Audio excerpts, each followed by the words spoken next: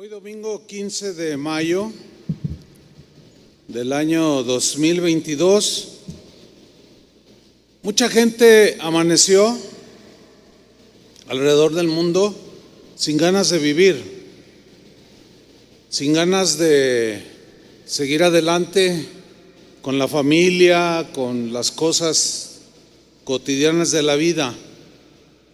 Mucha gente tiene un sentimiento como de muerte.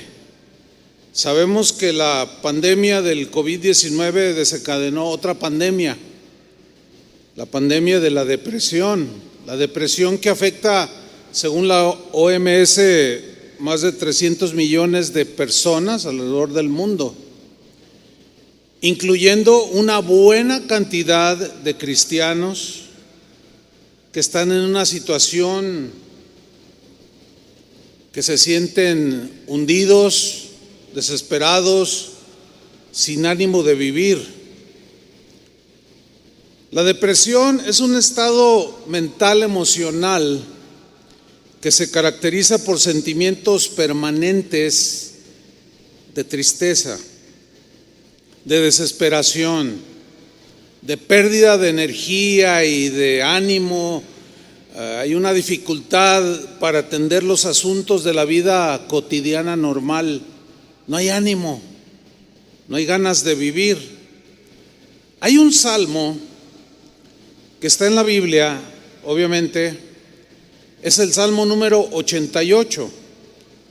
Este salmo se considera el más triste, el más desesperanzador, el más oscuro de todos los salmos que están escritos en la Biblia.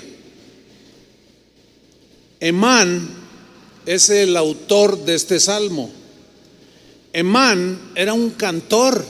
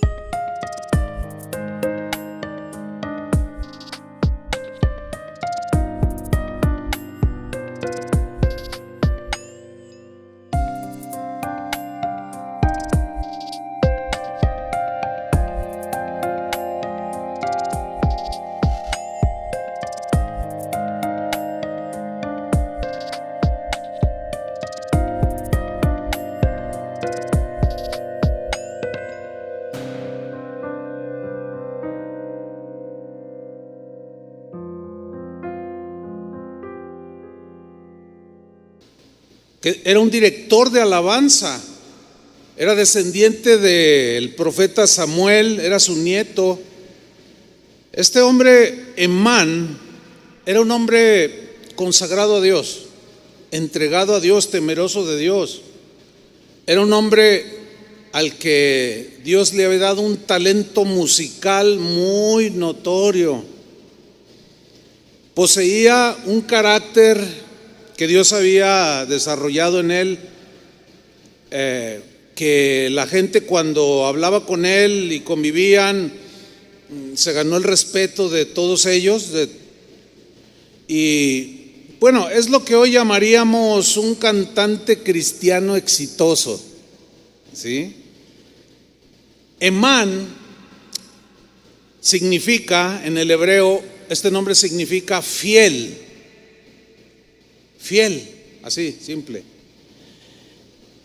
Y este salmo que compuso Emán, en él plasmó una experiencia muy fuerte que él vivió de una profunda depresión. Una depresión que llegó a tal nivel que él dice que se sentía como muerto, al borde de la muerte, en el abismo, en el pozo cenagoso. Y bueno, cualquiera que haya sufrido de depresión o que la esté padeciendo, se va a identificar con este grito de angustia y de lamento del salmista Emán, con un sentimiento de ya no querer vivir, que sienten como que están a punto de morirse.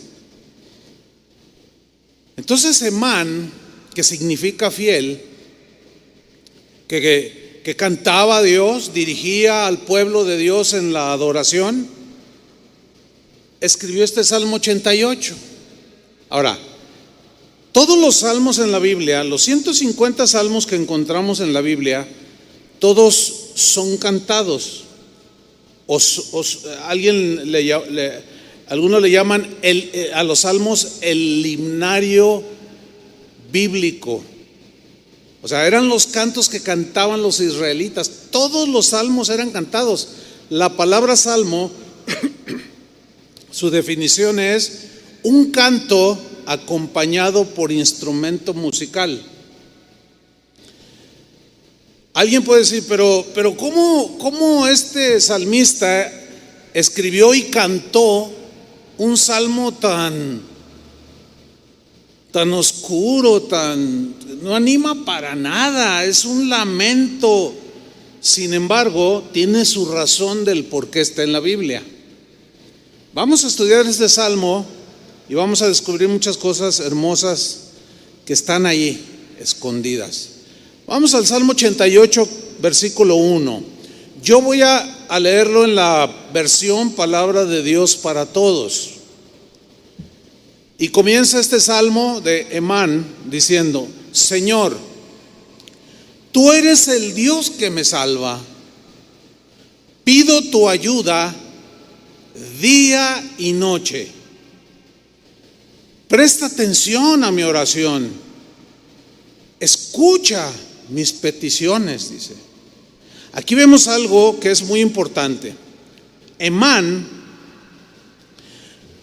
reconoce que en medio de su profunda depresión, solo Dios podía salvarlo.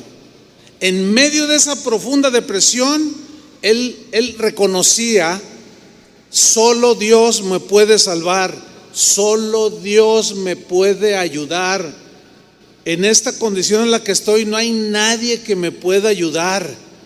Y efectivamente hay situaciones que todos los seres humanos, incluyendo los cristianos, vivimos en algunos momentos de nuestra vida, tiempos en los cuales nadie nos puede ayudar, solamente Dios.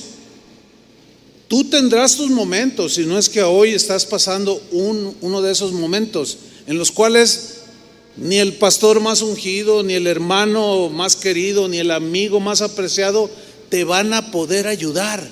Y esto es algo que necesitamos aprender todos los cristianos, que habrá momentos en los cuales solo Dios te puede ayudar.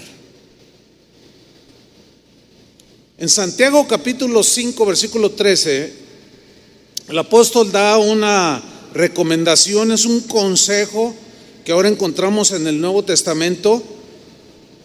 Santiago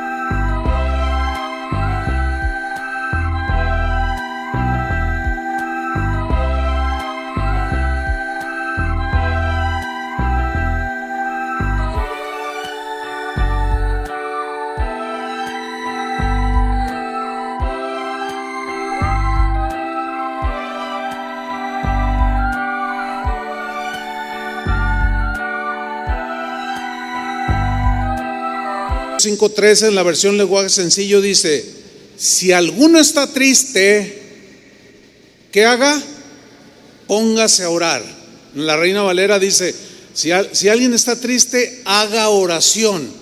Y la oración es solamente entre tú y Dios. Porque habrá momentos en los cuales solo Dios te va a poder ayudar. No habrá nadie más.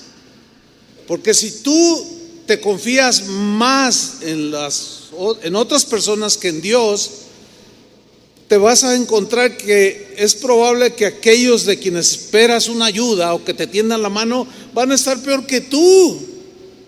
Sin embargo, Dios, como el ser todopoderoso, será el único que nos podrá ayudar, salvarnos, rescatarnos, tendernos la mano.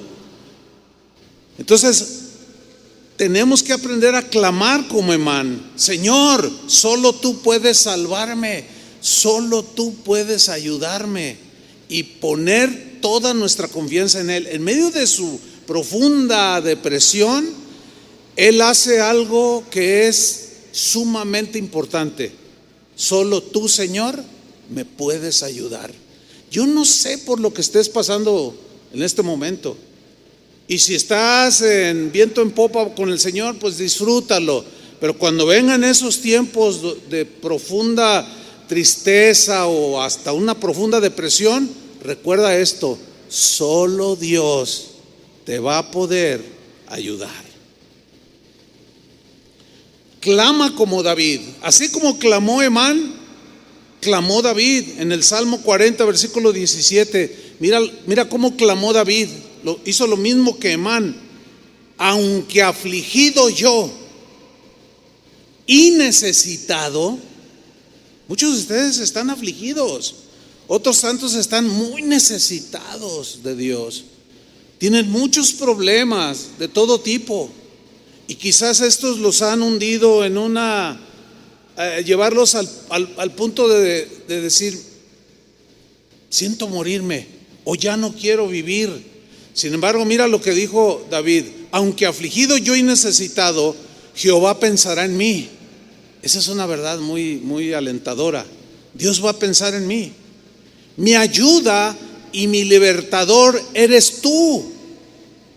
Pero luego dice una frase muy interesante: Dios mío, no te tardes, porque me siento morir. Siento que las fuerzas se me acabaron. El ánimo está por los suelos. Ya no tengo ganas de nada.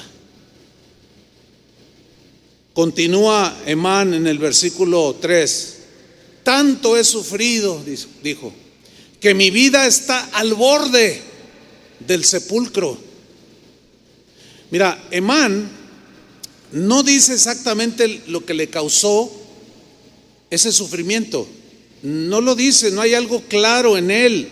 No explica Emán en su salmo que lo cantó. ¿Se imaginan el tono de ese canto?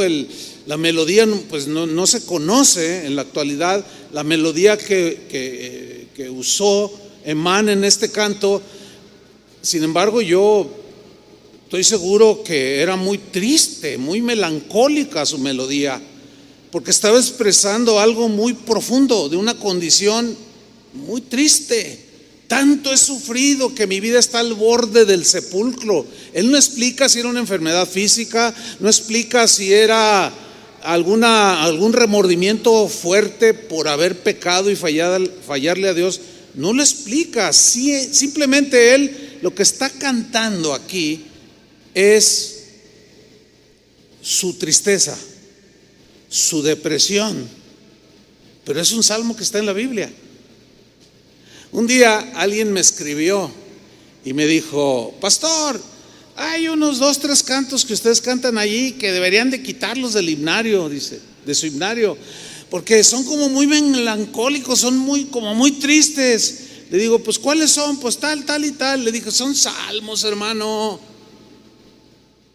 O sea, como que le falta leer los salmos al hermano, ¿no? Porque eso es lo que cantaba Israel.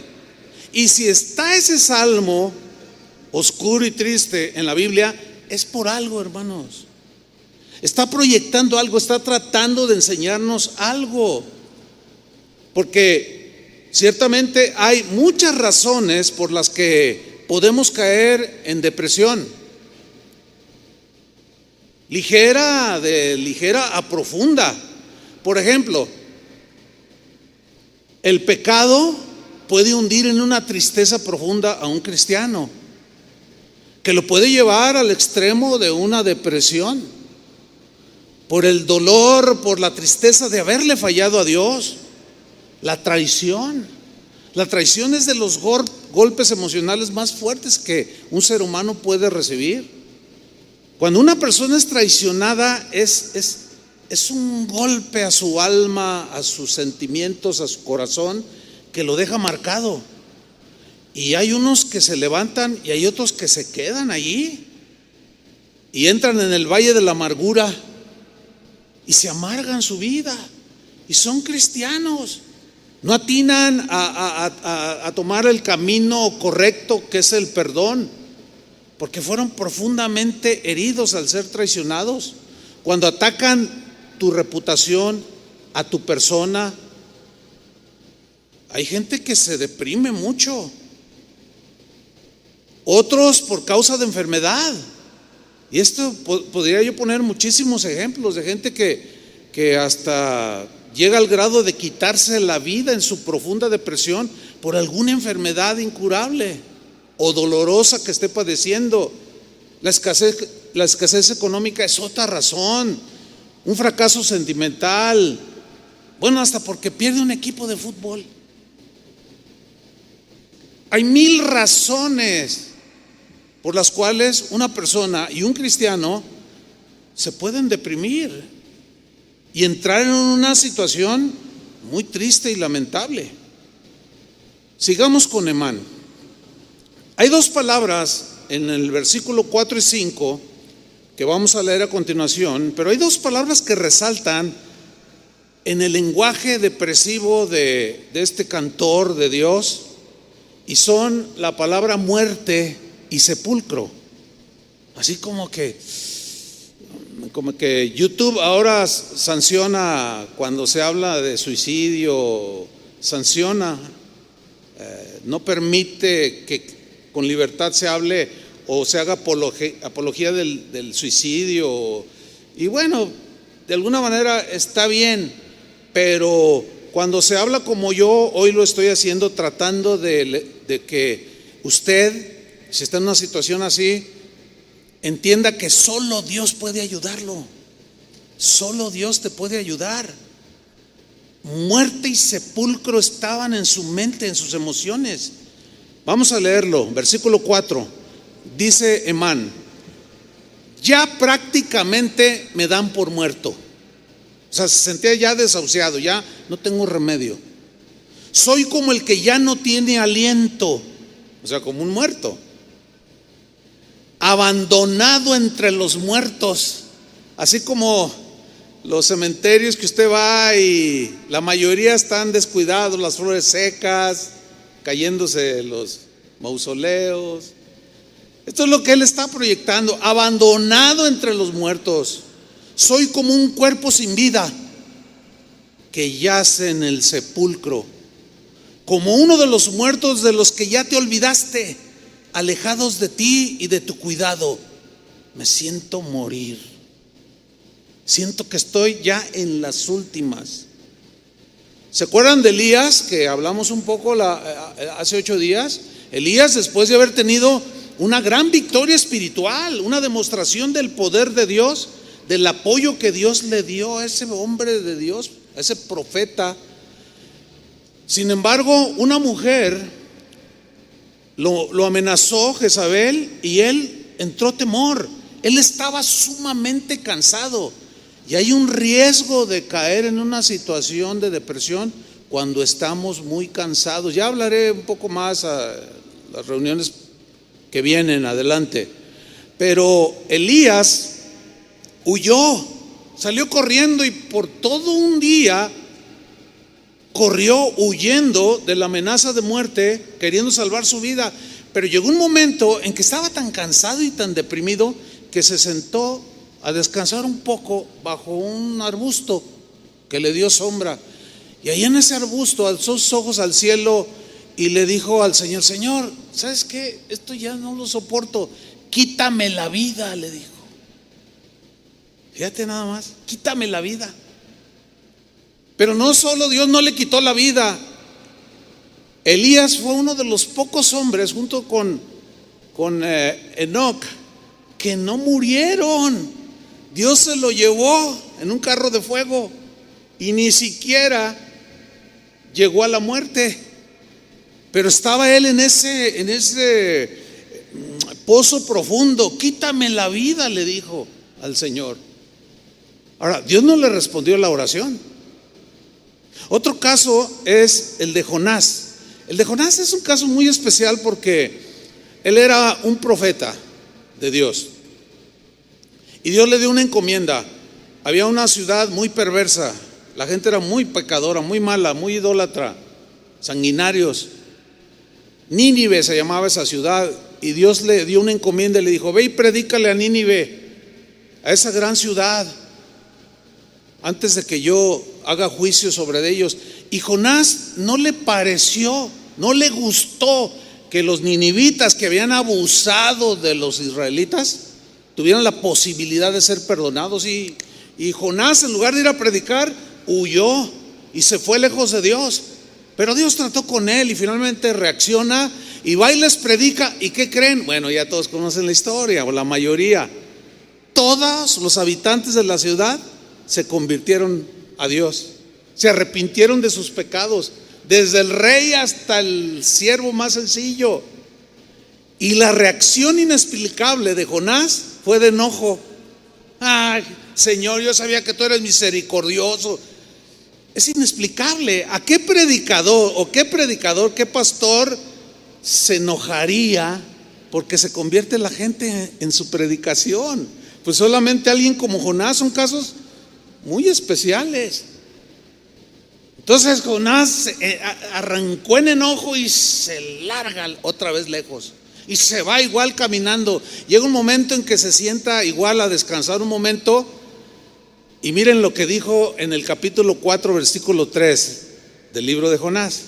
Así que ahora, Señor, le dice, te suplico que me quites la vida. La razón de su enojo que lo llevó a la depresión fue porque Dios fue misericordioso.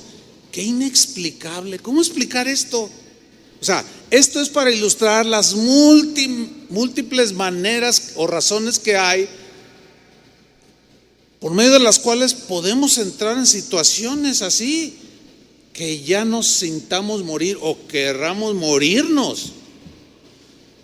Te suplico que me quites la vida. Prefiero morir, dijo, que seguir viviendo.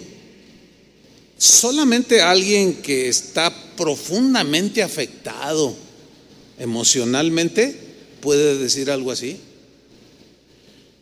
Ahora, quiero que noten ustedes que tanto Emán, como el que estamos estudiando, como David, que ya lo cité en el Salmo 40, como Elías, que era un profeta, como Jonás, que era un profeta, todos eran hombres de Dios. Todos. Hubo otro hombre de Dios, hubo muchos más, pero yo quiero tocar un poquitito nada más, algo acerca de Moisés. Bueno, ustedes conocen la vida de Moisés. Moisés es catalogado dentro del judaísmo como uno de los héroes del judaísmo, también del cristianismo. Tantas lecciones en la vida de Moisés.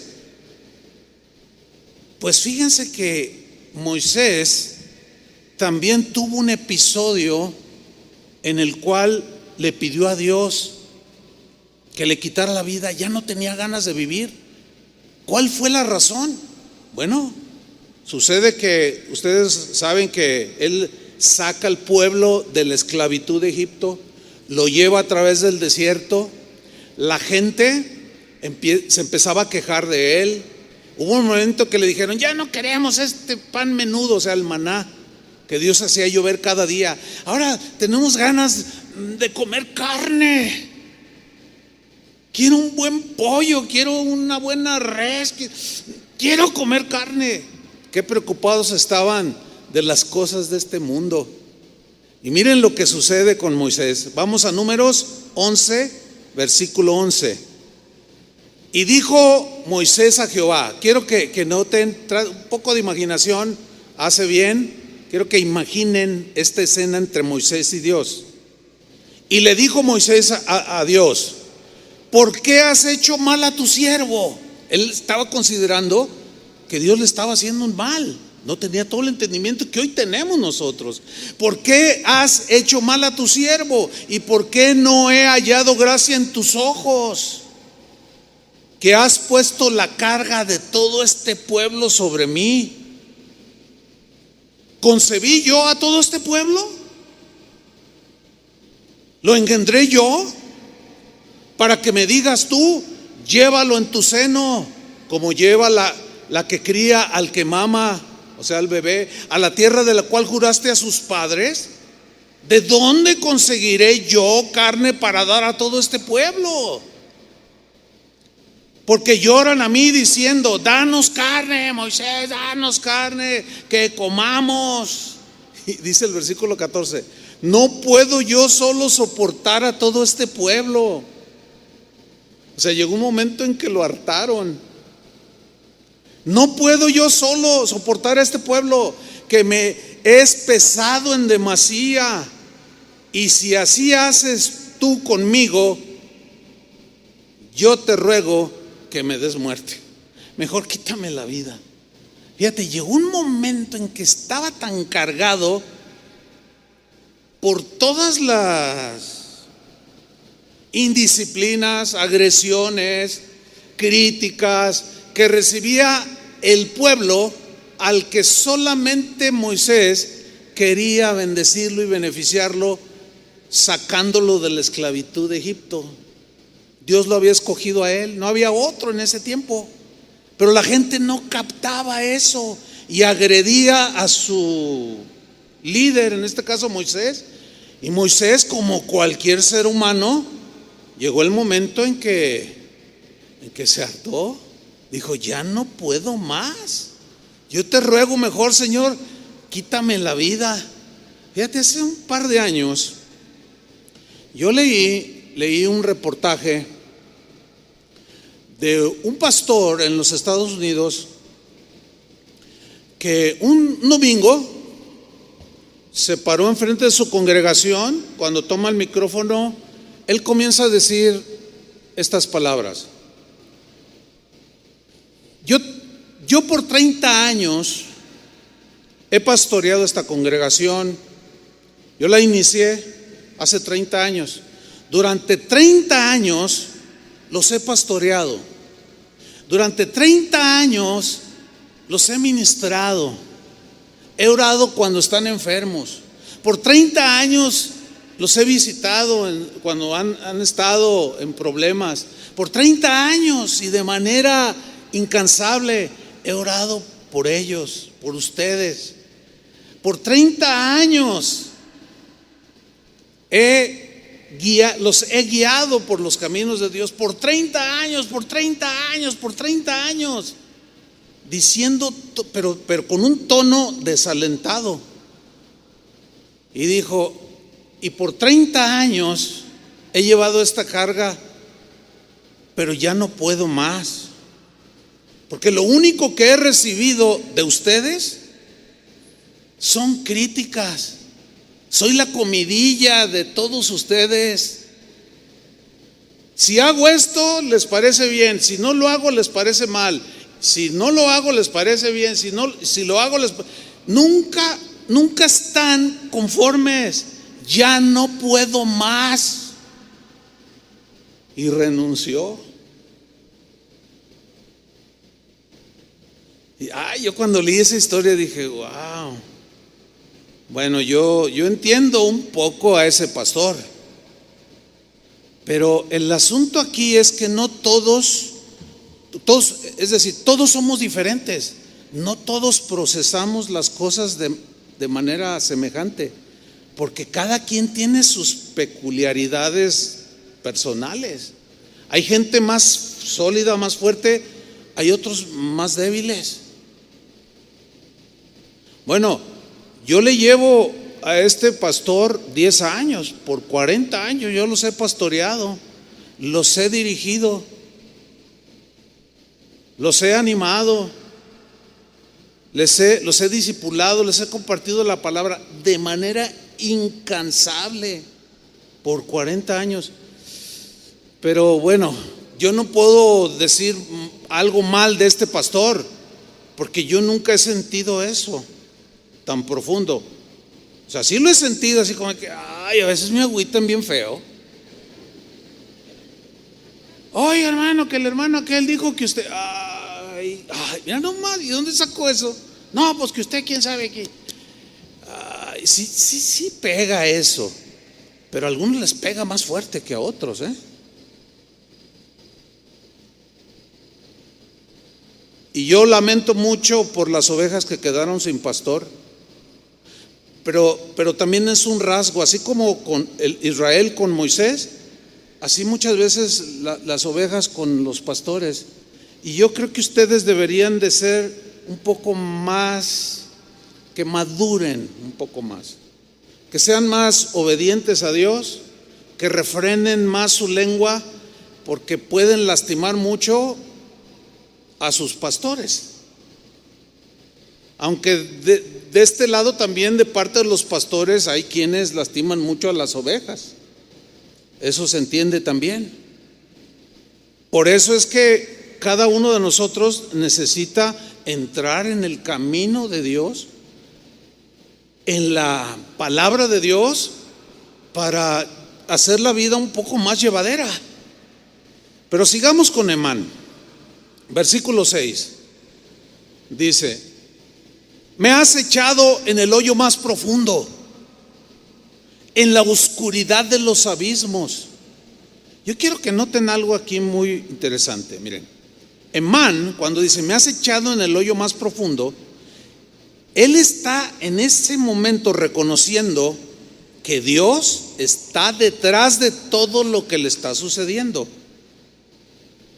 El problema para nosotros cuando estamos en situaciones que no son muy agradables, que nos producen tristeza y que nos pueden llevar a una condición de depresión, el problema es que cuando estamos en esa situación que Dios permite en nuestra vida, solamente nos centramos en nuestro dolor, solamente pensamos en nuestra tristeza.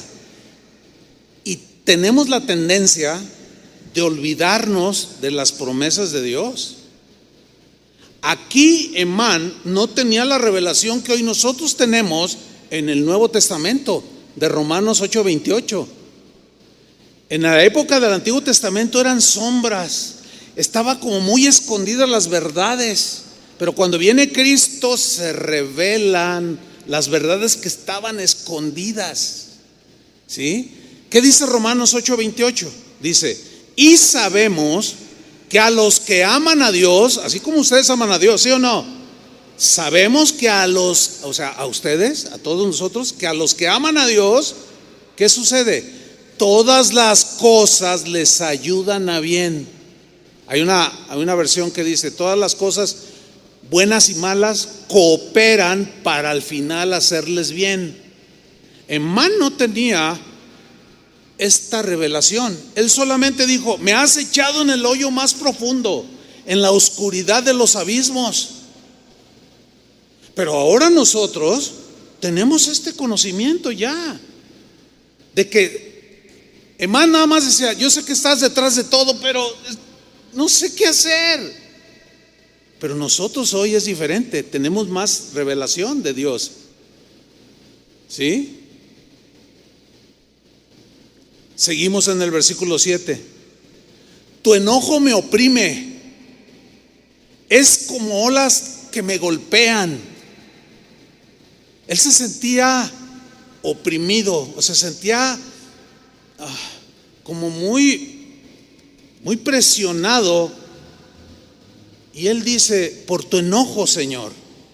Aquí esta expresión, tu enojo me oprime, puede caber la posibilidad, no está muy bien explicado, pero parece como que Emán reconoce que parte de su aflicción o de él haber entrado en esa depresión fue por haber pecado. Porque vemos en la experiencia de David, cuando él pecó, entró en una profunda depresión, en una tristeza profunda, un remordimiento y arrepentimiento profundo por haberle fallado a Dios, y se deprimió. Ya luego estudiaremos esa parte en la vida de David. Sin embargo, Emán no dice que el enojo de Dios sea injusto, o sea, como diciendo, si así fuera el caso de que fue por pecado que él estaba deprimido, lo cual no es claro en el Salmo, si así fuera el caso, supongamos lo que así fue. Bueno, no se nos olvide, cristianos, la disciplina del Señor. Porque el Señor, ¿qué dice Hebreos? Porque el Señor al que ama, disciplina y castiga a todo el que recibe por hijo. En Hebreos capítulo 12, versículo 11, ahí nos habla acerca de la disciplina del Señor que Él usa para tratarnos a nosotros cuando nos salimos del camino, cuando nos portamos mal, cuando transgredimos sus mandamientos, su palabra. Dice Hebreos 12, 11, es verdad que ninguna disciplina al presente parece ser causa de gozo. Si no, acuérdese cuando era niño. ¿Se gozaba cuando su papá le daba el chanclazo? ¿Verdad que no? Si no, pregúntele a sus hijos. ¿Cuántos tienen hijos? Pregúntale, oye, hijo, cuando te disciplino, ¿te gozas? A ver qué te dice. ¿Con qué me gozo? No, cuando un padre terrenal o una madre disciplina a su hijo, pues el niño no siente gozo, no siente alegría. Es más, hasta te mira y te dice, ya no me quieres. O sea, entra en un estado así como de una sensación de ya no me quieres, mamá, ya no me quieres, papá. Pero precisamente porque usted ama a su hijo o a su hija es que lo disciplina. Porque el que ama a su hijo desde temprano lo corrige. Así dice en Proverbios. Entonces, si dice el escritor de Proverbios, si un padre disciplina a sus hijos, ¿cuánto más Dios? Ahora, cuando nos disciplina,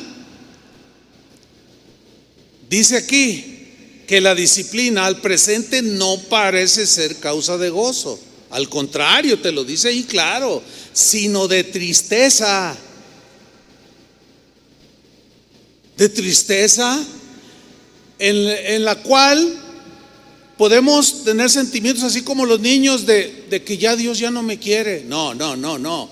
Te está disciplinando porque te ama. Necesitamos entender muchas cosas también, porque la ignorancia no es justificación para quedarnos allí en la depresión. Cuánto más ahora en el Nuevo Testamento que tenemos toda la revelación de Jesús mismo y de cómo enfrentar todo este tipo de situaciones.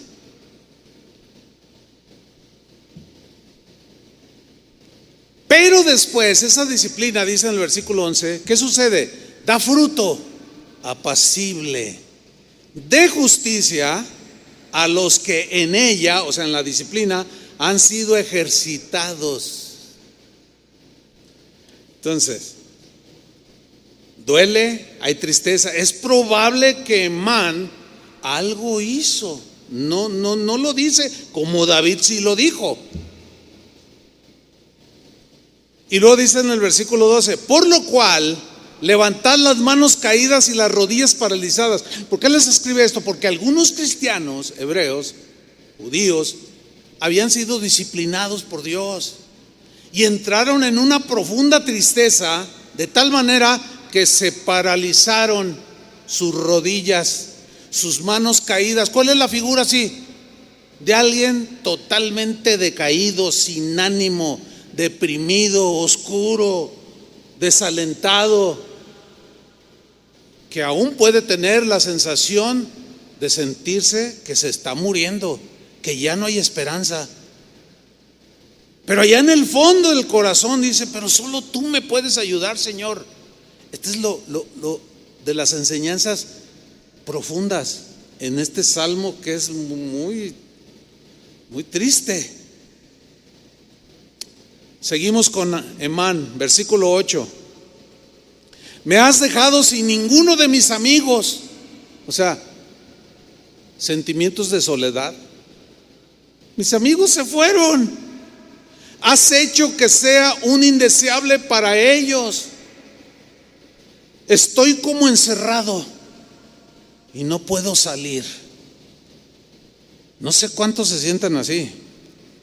Aquí Emán está cantando. No puedo imaginarme. De seguro en un tono menor, ¿no, Julio? Porque los tonos menores son melancólicos, tristes. Pero el tono mayor como que da alegría. Los cantos de alabanza cantados en tonos mayores son los más alegres. Algo hay en el tono mayor, y en el tono menor hay una especie de melancolía, como de tristeza.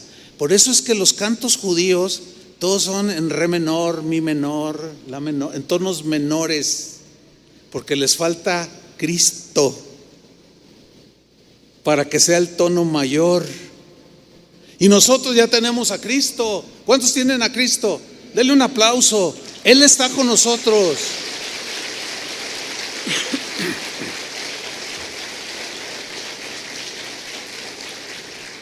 Pero aquí Emán está diciendo: hasta mis amigos ya me abandonaron. El abandono de los amigos de Emán cavaron más hondo el pozo de la depresión. Qué triste cuando los que decían ser tus amigos te abandonaron. Cuando más lo necesitabas, te abandonaron. Pero qué triste que tú hayas abandonado a aquellos que te consideraban tu amigo o su amigo. El problema es, y sigue siendo, que nada más nos centramos en lo que nos hacen y muy pocas veces pensamos en lo que nosotros les hacemos a los demás. Cuando un amigo traiciona, es de los golpes más fuertes que hay. ¿Alguno de ustedes lo ha traicionado algún amigo? Se siente horrible, porque tú pones tu confianza y te traiciona de la manera más vil. Es como si te traspasaran con una espada de dos filos, de doble filo, y te traspasan y se va como agua la espada y te traspasa el corazón. ¿Saben?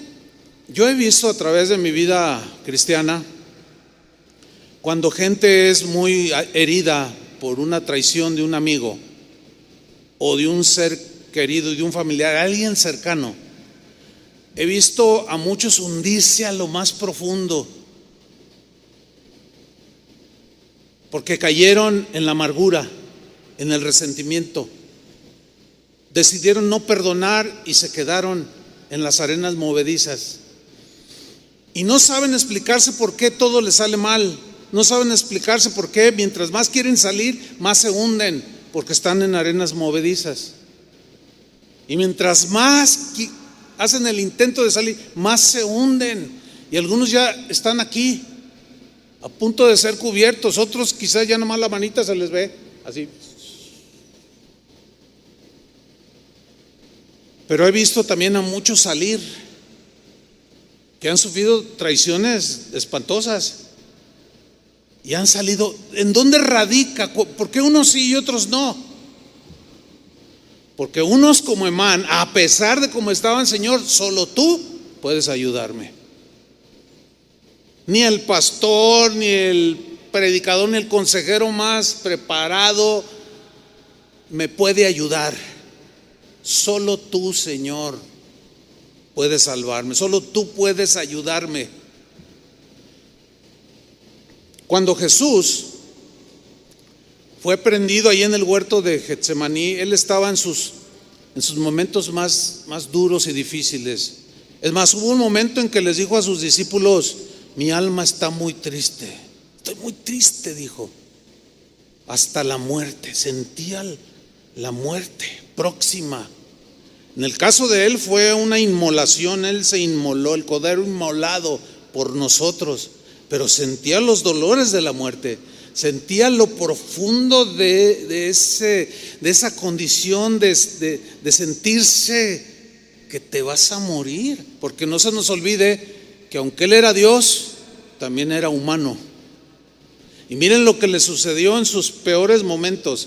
Cada vez que yo tengo algún episodio así, siempre voy a Jesús. Y cuando leo la historia de Jesús, mi ánimo, mi corazón como que lo cauterizan para que sane la herida. Porque miren lo que le hicieron. Mateo 26:55.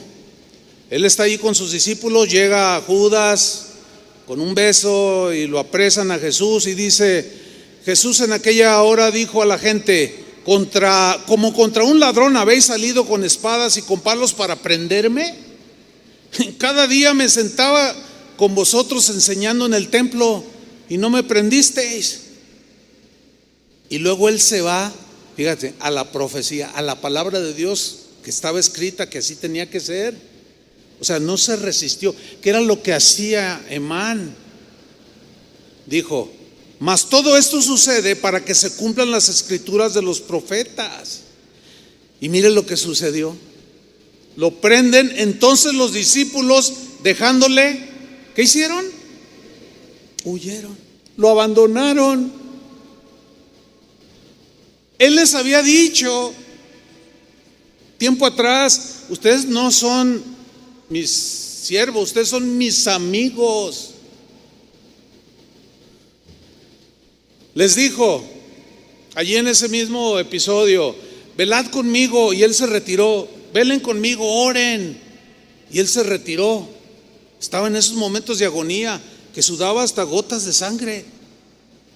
En esa presión que él sentía, estaba a punto de ir a la cruz. Y cuando él regresa, estaban dormidos. Les dice: ni una hora. Y se agüitó, así como yo me agüito cuando los veo dormidos. Ustedes en plena predicación, agüita, de verdad que sí. Ay, no pueden aguantar ni, bueno, Jesús dijo una hora, pero yo me avento hora y media. Ay, la carne es débil, pues sí, la carne es débil. Pero no pudieron siquiera velar conmigo, que estoy en una situación, ayúdenme, apóyenme en oración. Y se duermen. Eso descorazona a cualquiera, ¿sí o no? Sin embargo, Jesús tenía que sobreponerse aún al abandono de sus amigos. Y cumplió su propósito en esta vida. Cumplió su propósito por el cual el Padre lo envió. Y por cumplir ese propósito, tú y yo, el día de hoy, somos hijos de Dios. Somos salvos, hemos sido sellados con el Espíritu Santo y vivimos con Dios. Pero a pesar de que vivimos con Dios, de que sabemos que Él está con nosotros, tenemos tiempos así, en los cuales solo Dios nos va a poder ayudar, porque Él es el Todopoderoso. Pero también debo decir esto: ¿tú tienes amigos? ¿Cuántos tienen amigos? Nunca los traiciones. Procura no hacerlo. Ora al Señor y dice: Señor, yo quiero ser un amigo fiel, no quiero traicionarte ni a ti ni a ninguno de mis amigos. Yo quiero ser el amigo que ahí esté cuando me necesita. Pero ¿qué si te traicionan a ti? ¿Qué si te abandonan a ti? ¿Qué hacer si a mí como cristiano, a ti como cristiano, te llegan a traicionar y abandonar? Bueno, debemos estar tranquilos. ¿Por qué? ¿Saben por qué? Porque la Biblia dice, Dios promete que nunca nos va a abandonar. Miren lo que dijo David en un salmo que era cantado. La melodía no existe. A ver si Julio y Anel, los que componen los cantos de aquí, hacen algo sobre este versículo, Julio. Salmo 27:10, porque un salmo es un canto Y miren lo que dijo cantando David: aunque mi padre y mi madre me abandonen, o sea, a pesar de que la gente más cercana a mí me abandone, el Señor me recibirá en sus brazos, dice en esta versión al día. La Reina Valera dice: aunque mi padre y mi madre me abandonaron, con todo yo sé que Dios me recogerá, o sea, no me abandonará. Ya David de alguna manera dejaba ver también lo que para nosotros hoy es una realidad, una revelación clara. Jesús lo aseguró muchas veces: yo estoy con vosotros todos los días hasta el fin del mundo. En el mundo tendréis aflicciones, pero confiad, confíen, yo he vencido y no los voy a dejar allí. Sin embargo, estas situaciones como la de Emán se siguen presentando en nuestra vida. El domingo que hice el llamado para orar por algunos que estaban en una situación, hubo muchos de ustedes que reconocieron que estaban así. Ahí está la prueba. Pero alguien me dijo ayer, sábado, me encontré ahí en el pasillo: pastor, dice, usted no se imagina lo que en esta semana Dios ha hecho en mi vida. Pues qué bueno, gloria a Dios, le dije. Dice, pero es a raíz del mensaje que usted dio el domingo. Yo lo escuché. Y yo era una persona con mucha depresión, y la causa de mi depresión, y me dijo la causa. Dice, pero cuando yo oí eso, mi esposo me dijo, cuando usted estaba predicando, mi esposo me dijo: ves, es que yo no lo alcanzaba a ver, pero ya lo deposité en el Señor, ya. Y cómo se siente de unos días para acá. Dice, siento una libertad en mi espíritu, como que mi mente se abrió y estoy entendiendo tantas cosas en una semana, porque fue sacada directamente por la mano de Dios. No fui yo, porque yo a lo mejor hasta estaba deprimido, ustedes quien ni saben, ¿verdad? Fue Dios. Entonces David dice: aunque mi padre y mi madre me abandonen, el Señor me va a recoger. Él no me va a abandonar nunca. Seguimos con Emán, con el fiel, a pesar de lo que vivió. Dice el versículo 9: mis ojos me duelen de tanto llorar. Yo no sé cómo esté usted en este momento, pero yo he visto gente así, que es más, que ya cuando lloran ya ni lágrimas, están secas sus.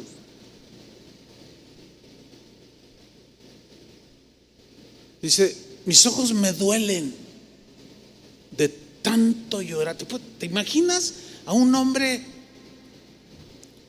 que dirigía la alabanza, que era un hombre dotado por Dios con habilidades, con talentos, dones le habían sido concedidos, y de pronto entrar en una situación?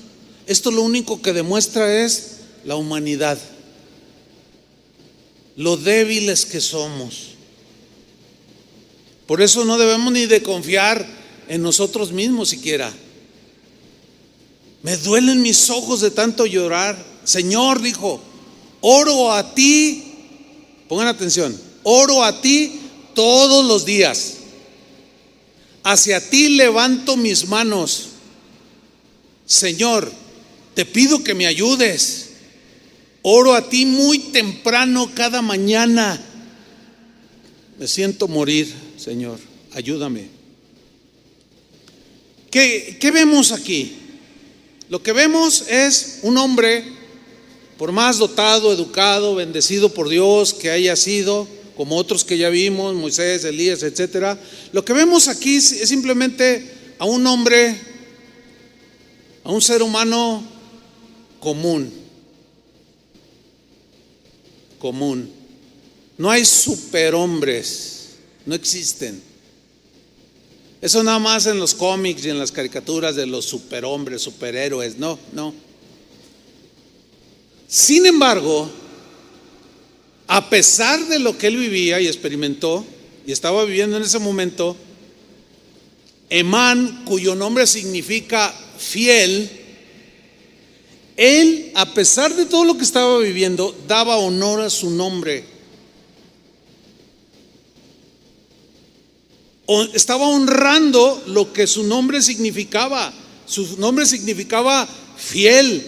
Y él se fue fiel en los momentos más oscuros de su vida. Él permaneció fiel. ¿De dónde lo deducimos?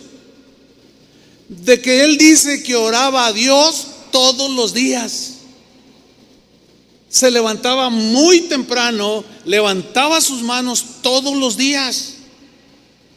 Ahora, si tú le hubieras preguntado, a alguien le hubiera preguntado, ¿sientes la presencia de Dios? ¿Ustedes qué creen que le iba a decir? No siento nada. Hay cristianos que no saben encajar estas verdades y están en alguna situación, vienen a la reunión y luego dicen cosas como: ay, algo está pasando, a lo mejor el pastor anda en pecado, no sentí la presencia de Dios, luego me echa la culpa a mí. Ay, hermano, eso deprime. Y luego dicen: ay, hoy no tocaron bonito, hoy no cantaron bonito, no sentí la presencia de Dios. Ay, hermano, el cristianismo, lo hemos dicho infinidad de veces, no se trata de sentir, se trata de creer. El cristianismo no es sentir sensaciones bonitas o feas, no. A veces se siente, pero a veces no se siente nada. ¿Y qué? Eso significa que cuando usted siente la presencia de Dios, así que hasta lo hace conmoverse y llorar, significa que Dios está con usted. Y cuando no lo siente, ya se fue, ¿verdad? No. Sin embargo, él está diciendo algo que está honrando su nombre, fiel. Día y noche oraba, temprano se levantaba sus manos sin desmayar, aunque estaba como despedazado en su espíritu, porque ya había formado un carácter. Estaba fiel ahí, fiel, honrando el nombre que tenía. ¿Cómo se llama usted? A nosotros nos dicen cristianos.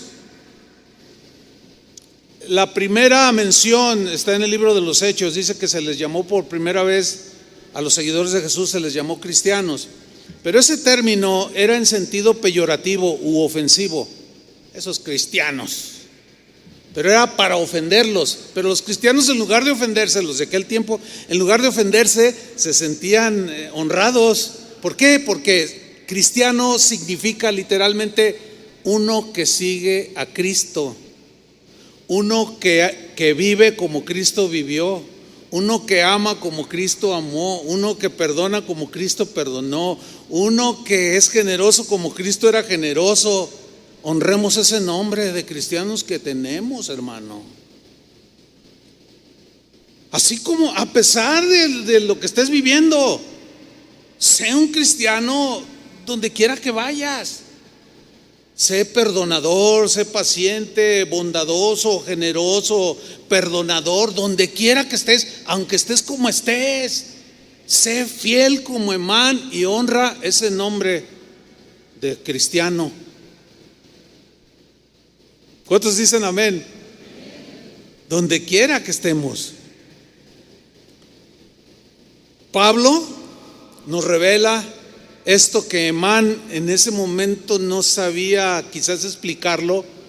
Él nada más dijo: yo oro día y noche, temprano me levanto mis manos y le pido al Señor. Y Pablo en 1 Tesalonicenses 5:17 les dice a los cristianos de aquel tiempo, les escribió y les dijo: orad sin cesar. ¿Qué significa? Porque orar no se refiere aquí al acto mismo de orar, como de hincarse y tomar una actitud de oración, como hace un rato, vamos a orar, hermanos, y todos nos recogemos un poco y oramos y pedimos. No, ese es el acto mismo de la oración.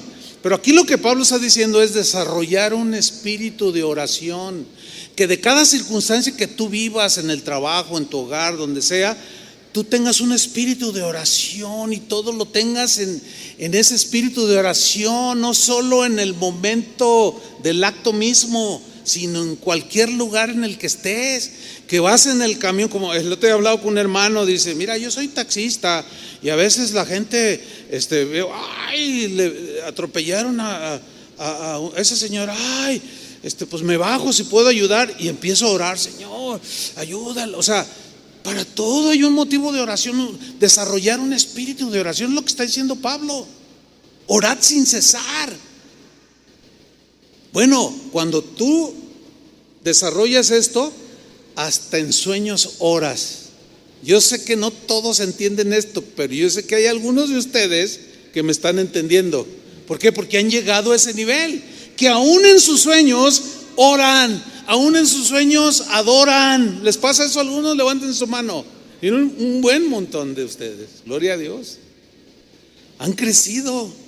Eso es lo que Pablo está diciendo, orad sin cesar. Pero luego añade un ingrediente importante: dad gracias a Dios en toda situación. Cosa que Emán no tenía esa revelación. Aunque dentro del judaísmo sí existía la acción de gracias, pero en el Nuevo Testamento ya se nos habla con una claridad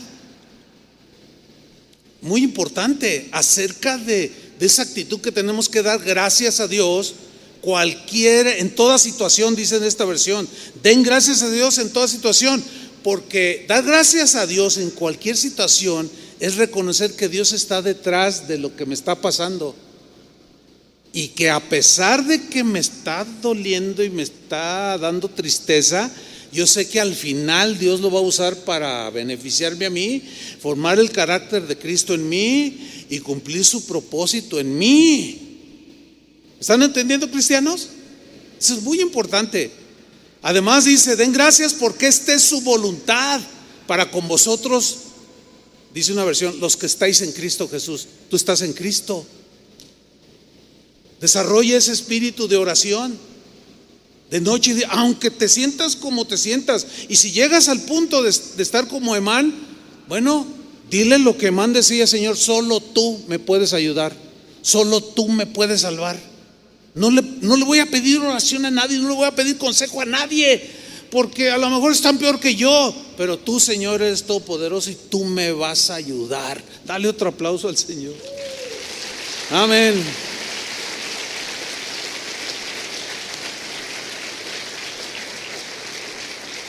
Seguimos con Emán. Versículo 14. Le dice: Señor, ¿por qué me abandonas? O sea, una sensación de abandono. Ahora yo les pregunto, ¿Dios lo había abandonado? Díganlo fuerte. No, pero él tenía sensación, igual que tú la sientes a veces, como que Dios te abandonó, pero no te ha abandonado, como no abandonó a Emán. Le hace otra pregunta: ¿por qué te niegas a escucharme? Una sensación de que Dios no me escucha. Ahora, yo les pregunto, cristianos, ¿Dios lo escuchaba? Claro que sí. Pero él no dejaba de tener esa sensación por la depresión en la que estaba.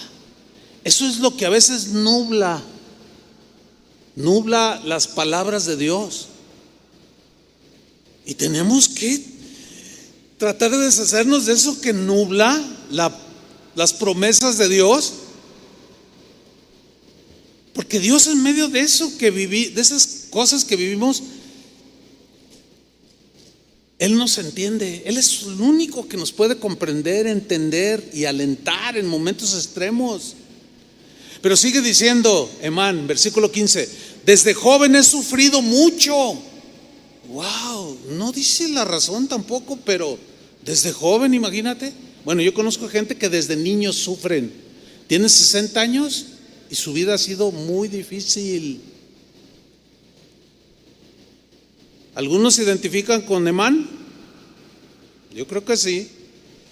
De joven he sufrido mucho, he estado muy cerca de la muerte. Me has hecho sufrir terriblemente. Y mira la última expresión del versículo: ya no puedo más, me siento morir. ¿Alguna vez has dicho esa frase? Ya no puedo más.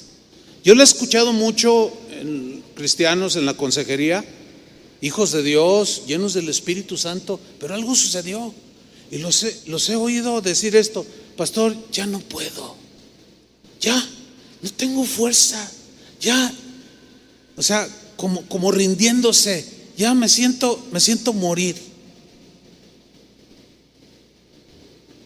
Es muy humano tener estos sentimientos, hermano.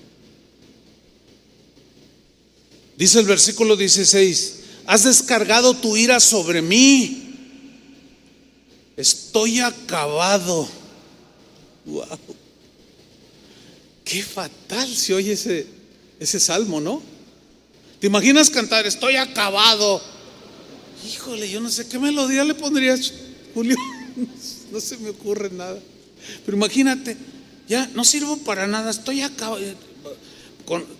Pues algunas de las frases que cantamos son salmos que expresan algo parecido, y por eso les decía de un hermano que me dijo: no, ustedes cantan unos cantos bien deprimentes.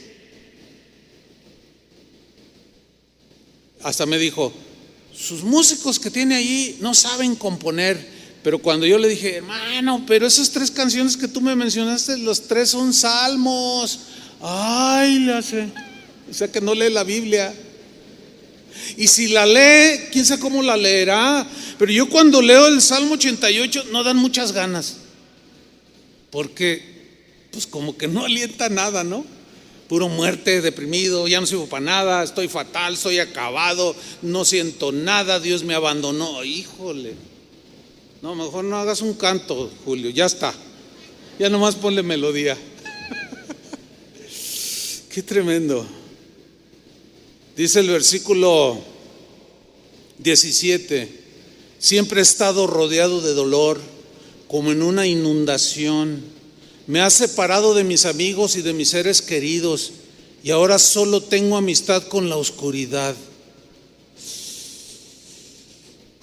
Pero miren, hermanos, es precisamente en esas situaciones que se pueden presentar en la vida de cualquiera de nosotros, que necesitamos echar mano y acordarnos de las promesas de Dios.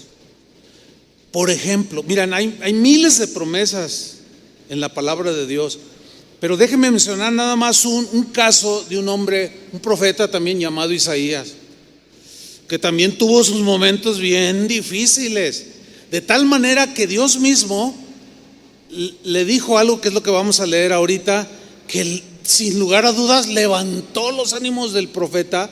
Pero esa misma promesa es para todos los hijos de Dios, o sea, es para nosotros. Vamos allí rápido. Isaías 41, versículo 9. Le dice Dios a Isaías: te tomé de los confines de la tierra, te llamé de los rincones más remotos y te dije: tú eres mi siervo. ¿Cuántos son siervos de Dios? Todos somos siervos de Dios. Tú eres mi siervo, yo te escogí, no te rechacé, así que no temas, así que no temas. Aquí Isaías, Juanita, Roberto, Julio, Chuy, ponle tu nombre allí. Así que no temas, porque yo estoy contigo. ¿Cuántas veces me he agarrado yo de esto? No te angusties, porque yo soy tu Dios. Como cantábamos hace un rato, mi Padre Dios. Qué bonita expresión, mi Padre Dios, mi Padre Dios. Te fortaleceré. Ahí está. A ver, hazle así. O sea, Él va a dar fuerzas al que no tiene ningunas. Por eso Pablo decía: ahora entiendo que mientras más débil soy y me baste su gracia, me hago más fuerte. Había descubierto una verdad que solo el cristianismo había revelado. Cuando soy débil, o sea, que no confío en mí más que en Él y me basta su gracia, entonces me hago bien fuerte. ¿Cómo explicar eso? Pero es una realidad. y su gracia nos basta. Yo te ayudaré, te fortaleceré y te ayudaré, te sostendré con mi diestra victoriosa. Muchas veces tus enemigos fueron los que te agredieron, fueron los que te metieron en ese pozo profundo de la depresión y la tristeza, que parece ser como que era el caso de Isaías, porque le dice en el versículo 11: todos los que se enardecen contra ti, sin duda serán avergonzados, y humillados los que se te oponen serán como nada, como si no existieran. Aunque busques a tus enemigos, no los encontrarás. Los que te hacen la guerra serán como nada, como si no existieran, porque yo soy el Señor, tu Dios, que te sostiene tu mano derecha. Yo soy quien te dice: no temas, yo te ayudaré. Él es el único que te puede ayudar y sacar de donde estás. No hay nadie más. Y finalmente, hermanos, a mí, mientras preparaba el mensaje, a mí me surgió esta pregunta: ¿por qué la Biblia incluye un salmo tan lúgubre, tan oscuro, tan ensombrecido, ¿por qué? Porque yo decía, y tardé así en esa pregunta del Señor: Señor, ¿por qué? ¿Por qué la Biblia? ¿Por qué incluiste ese salmo? Y de pronto, pues este es algo espiritual que sucede cuando Dios nos responde. Uno sabe cuando Dios le habla a uno, ¿no es cierto? Y te da esa impresión, te da ese entendimiento. Y yo lo escribí. Sin duda que ese salmo fue puesto allí por Dios para mostrarnos que en medio de la más profunda tristeza podemos mantenernos fieles como Emán, clamando y buscando únicamente a Dios. Por eso yo hoy les digo: hermano, no pierdas tu fe, no pierdas tu fe, cristiano. Sigue clamando todos los días, insiste, levanta tus manos, no desmayes, busca a Dios, mantente fiel como Emán.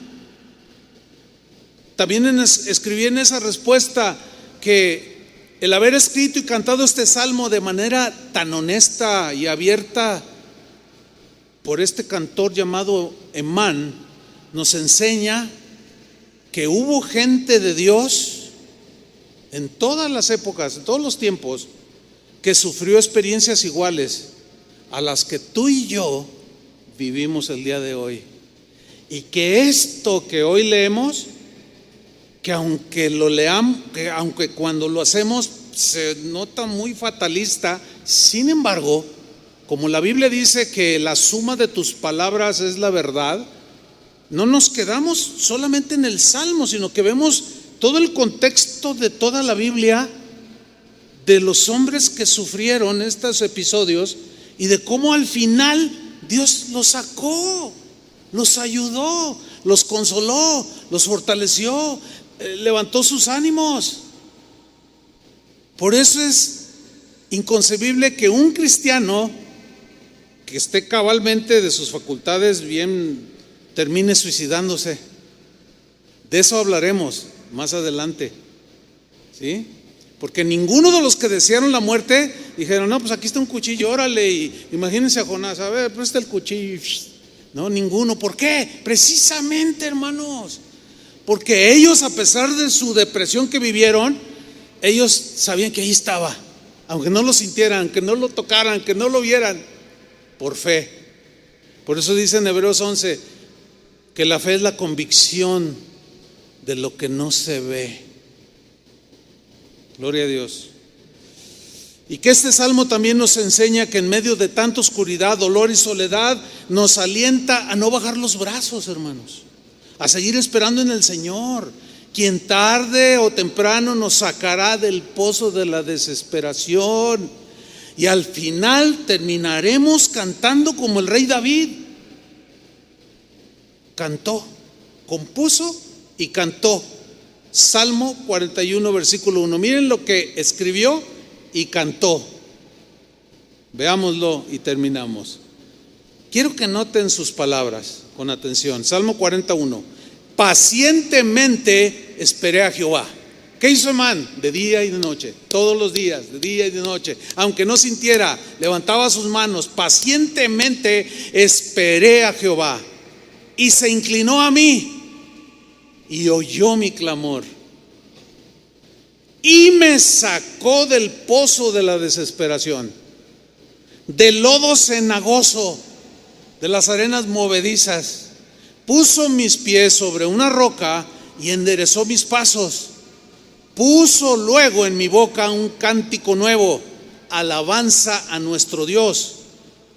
Y fíjense esto, verán esto de cómo Dios me sacó, verán esto muchos y temerán y confiarán en Jehová. Por eso fue escrito ese salmo y otros que se complementan el uno con el otro, para ver, identificar y que nosotros entendamos y nos identificándonos que así como ellos fueron sacados, también tú y yo, el Señor solamente nos dará su mano y nos sacará. Dele otro aplauso al Señor. Amén. Gracias, Señor. Pónganse de pie, por favor. Pónganse de pie. ¿Ustedes han notado cuando está el tiempo de la alabanza? A veces los que están dirigiendo la alabanza dicen cosas como, por ejemplo, todos aplaudan conmigo, ¿verdad? Pues esto es para llevar un ritmo y un orden, ¿no? Y todos aplaudimos igual, ¿no? Pero hay en algunas partes donde los que dirigen la alabanza dicen, levanten sus manos. Sí lo han notado, ¿no? Levanten sus manos, pero no todos obedecen. No todos lo hacen. Yo leí un artículo que escribió alguien por ahí en el internet que decía, no, yo estoy harto de esos líderes de alabanza que manipulan a la gente, que le dicen, levante sus manos, póngase de pie, siéntese, hínquese. Entonces cuando yo leí eso dije, no, yo creo que este hermano que escribe esto, yo creo que con todo respeto, pero se me hace que le falta leer la Biblia un poquito más, quizás un poquito más. Porque en muchas partes de la Biblia, por ejemplo, cuando Pablo dijo el texto ese de Tesalonicenses, orad sin cesar, orad es, órale, órenle, ¿verdad? O sea, orad sin cesar. ¿Qué? ¿Los está manipulando a orar? Por favor, hermanos, o sea, no se dejen llevar tampoco por comentarios tan ligeros y simplones. No. La Biblia dice en muchas partes, levantad las manos a Dios. Pablo decía, levantando manos santas sin ira ni contienda en alabanza a Dios. Alzad vuestras manos en el santuario. Levantar las manos es una señal de rendición. Es como diciendo, solamente tú, estoy rendido, yo solo no pude, ni puedo. Mi papá no me pudo ayudar, mi mamá, mi esposa, mi esposo, mi hijo, ni el pastor me pudo ayudar. Entonces yo aquí estoy rendido, Señor. Ese es su lenguaje corporal que está en la Biblia. Levantad vuestras manos a Dios. Eso es señal de rendición. Es como una declaración.